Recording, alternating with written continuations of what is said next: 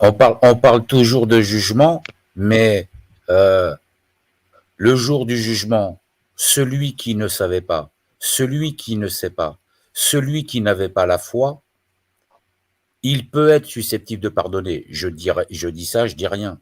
Mais celui qui savait qu'il y avait un créateur, celui qui toute sa vie n'a rien fait, pas pour se battre, mais au moins appliquer les lois du Seigneur, son jugement à lui, il va être un petit peu plus compliqué. Parce que l'avantage qu'on a, on a un super avantage.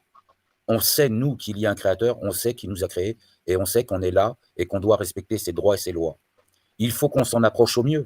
C'est bien pour ça qu'il y a des livres religieux pour savoir ou entretenir la foi ou faire évoluer la foi pour certains. Mais une fois que tu as compris qu'il y a un Dieu, on ne peut pas reculer, on ne peut pas admettre, c'est ma vision, hein, les amis, on ne peut pas admettre à un moment donné que si moi, et c'est pour ça que je rejoins totalement ce qu'il disait Hakim, sauf qu'à la fin, il a dit on est enfermé. Non, moi, je pense qu'on peut s'en sortir. Et je me bats pour ça, et je me bats tous les jours. Et vous pouvez vous en sortir. Il y a plusieurs éléments. J'ai vu tout à l'heure sur le chat des gens qui disaient par rapport à la fraude du non légal. Là, déjà, avec ça, on peut se sortir déjà de leur système juridique. Mais ceux qui connaissent un petit peu la fraude du non légal, vous avez bien vu où est-ce qu'elle était l'embrouille. C'est-à-dire que dès notre naissance, rien que par l'intermédiaire de notre extrait de naissance, ils nous ont désolidarisés de Dieu et ils font du business toute notre vie sur notre gueule. C'est-à-dire que toute notre vie, on va leur donner notre énergie et on va leur donner notre argent. Voilà, donc ça, c'est le système réel, comment il fonctionne. Le système juridique, ils ont bien fait des règles. Vous le voyez aussi, on a tout devant nous. Eux, ils marchent dans un système pyramidal, donc ils nous ont enfermés dans une pyramide.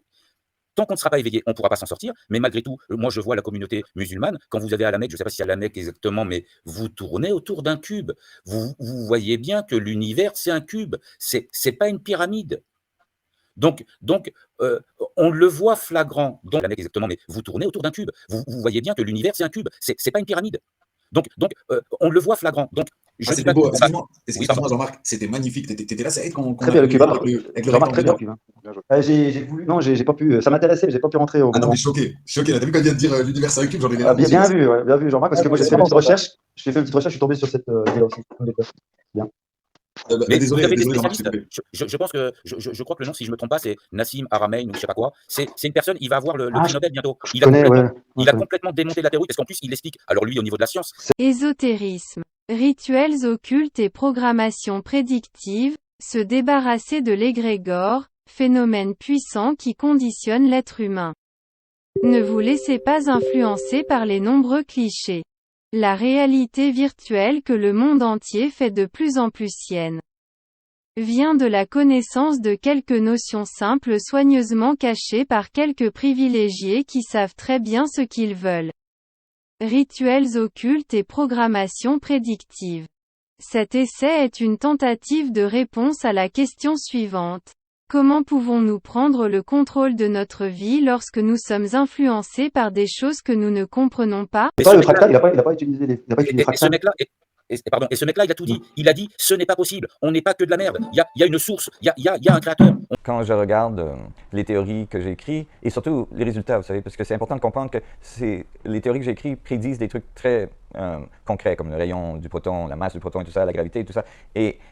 Mais quand j'extrapole de ce que cette théorie nous dit, elle nous dit que ce grand maître qui crée toute la nature, ce Dieu qui est décrit par beaucoup de maîtres qui sont venus nous parler ça pendant les années de notre évolution et les religions, que ce maître, en fait, c'est la combinaison de toutes les choses mises ensemble. Que ce maître, en fait, c'est la combinaison de toutes les choses mises ensemble. C'est-à-dire que au lieu de penser à quelque chose ou un homme ou une femme qui contrôle et qui crée l'univers, c'est que chaque point dans l'univers est en fait une expression de ce créateur.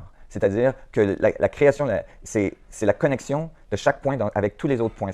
C'est l'omniscience, l'omnipotence et toutes ces capacités qu'on décrit ce Dieu.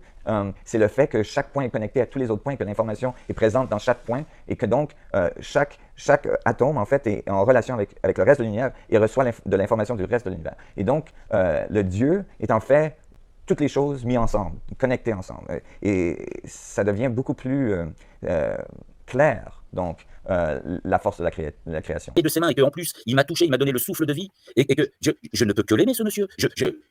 Je ne peux que l'aimer, ce monsieur.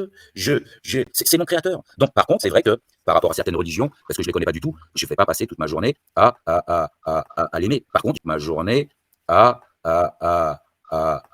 l'aimer. Par contre, je vais passer toute ma journée à être à la hauteur de sa création. Il m'a fabriqué pour quelque chose, et ben, il faut que je fonctionne de la manière...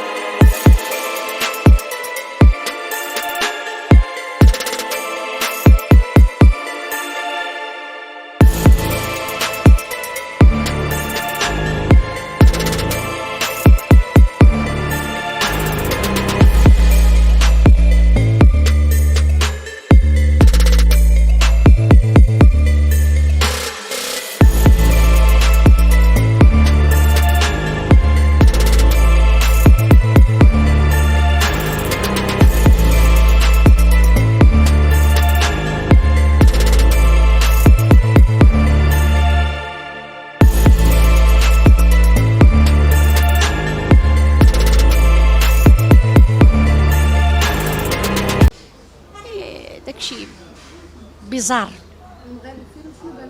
ديكولاس